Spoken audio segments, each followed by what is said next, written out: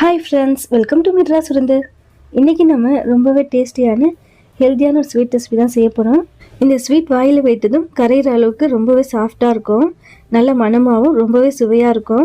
பார்க்குறதுக்கு பேக்கரி கடைகளில் விற்கிற ஸ்வீட் மாதிரியும் நெய் மைசூர் பாக் மாதிரியும் இருக்கும். நெய் அதிகமாக பயன்படுத்தியிருக்கீங்களான்னு கேட்டிங்கன்னா ஒரு ஸ்பூன் தான் பயன்படுத்தியிருக்கேன். எதுவும் இல்லைங்க, பொட்டுக்கடலையும் தேங்காய் வச்சு தான் ஸ்வீட் செஞ்சுருக்கேன். இந்த ஸ்வீட் செய்கிறதுக்கு 5லேருந்து 10 நிமிஷம் தான் ஆகும். சரிங்க ஃப்ரெண்ட்ஸ், இந்த ரெசிபி எப்படி பண்ணுறதுன்னு வீடியோக்குள்ளே போய் பார்க்கலாம். நான் 2 கப் அளவுக்கு பொட்டுக்கடலை எடுத்து மிக்ஸி ஜாரில் சேர்த்துக்கிறேன்.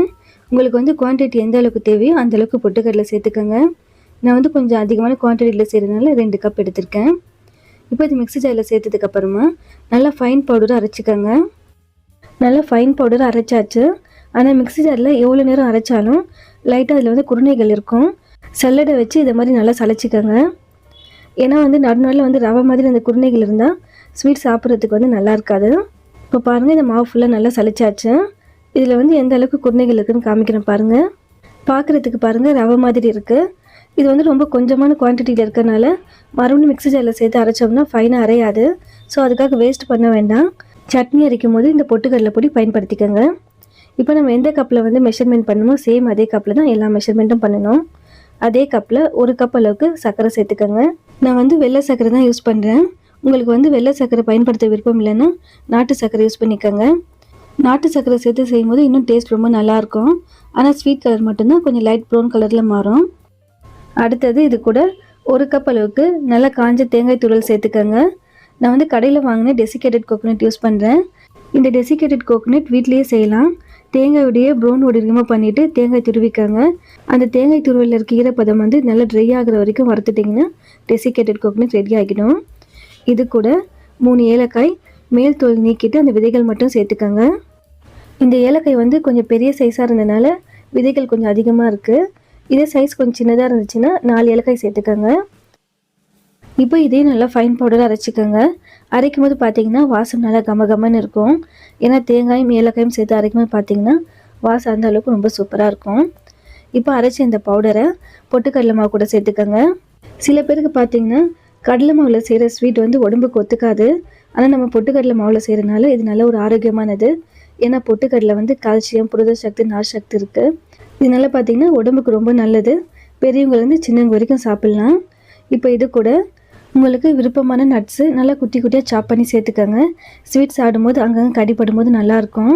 நான் வந்து 4 பாதாம் 2 பிஸ்தா சேர்த்துருக்கேன். இதே வந்துட்டு வேர்க்கடலை கூட நல்லா குட்டி குட்டியாக சாப் பண்ணி சேர்க்கலாம். அதிகமாக சேர்க்காதீங்க, சும்மா லைட்டாக சேர்த்துட்டா போதும். அடுத்தது 1 டேபிள் ஸ்பூன் அளவுக்கு நெய் சேர்க்குறேன். 2 கப் அளவுக்கு பொட்டுக்கடலை எடுத்துருக்கனால நான் 1 டேபிள் ஸ்பூன் அளவுக்கு நெய் சேர்க்குறேன். இதே 1 கப் அளவுக்கு பொட்டுக்கடலை எடுத்திருந்தால் 1 ஸ்பூன் அளவுக்கு சேர்த்துருப்பேன். நெய் வாசம் உங்களுக்கு ரொம்ப பிடிக்கும்னா உங்கள் விருப்பத்துக்கு ஏற்றபடி நீங்கள் அதிகமாக கூட சேர்த்துக்கலாம். இப்போ இந்த நெய் வந்து எல்லா மாவுலையும் ஒரே வேணால் படுற மாதிரி கலந்து விட்டுக்கோங்க. அதே கப்பில் 1 கப் அளவுக்கு பால் எடுத்திருக்கேன். இது காய்ச்சின பால் ஒரு ஓரமாக இருக்கட்டும். 1 டேபிள் ஸ்பூன் சூடான பாலில் 1 பிஞ்ச் அளவுக்கு குங்குமப்பூ சேர்த்து கரைச்சி மாவு கூட சேர்த்துக்கோங்க. ஏலக்காய், தேங்காய், குங்குமப்பூ இதெல்லாம் சேர்த்து இந்த ஸ்வீட் செய்யும்போது பார்த்தீங்கன்னா சாப்பிட்றதுக்கு ரொம்ப ரிச்சான ஸ்வீட் மாதிரி இருக்கும். மனமும் அப்படி தான் இருக்கும். பார்க்குறதுக்கும் அச்சஸ் எல்லாம் பேக்கரி கடைகளில் வைக்கிற ஸ்வீட் மாதிரி தான் இருக்கும். இந்த ஸ்வீட் வந்து பொட்டுக்கடலை மாவில் தான் செஞ்சேன்னு நீங்கள் சொன்னால் மட்டும்தான் தெரியும். இல்லைனா கடலை மாவுலையோ இல்லைனா மில்க் ஸ்வீட் ஏதோ செஞ்சுருக்கேன்னு தான் நினைப்பாங்க. அந்த அளவுக்கு சுவை ரொம்பவே அட்டகாசமாக இருக்கும். உங்களுக்கு குங்குமப்பூ சேர்க்குறதுக்கு விருப்பம் இல்லைன்னா அதுக்கு பதில் 2 ஸ்பூன் நெய் எக்ஸ்ட்ரா சேர்த்துக்கோங்க.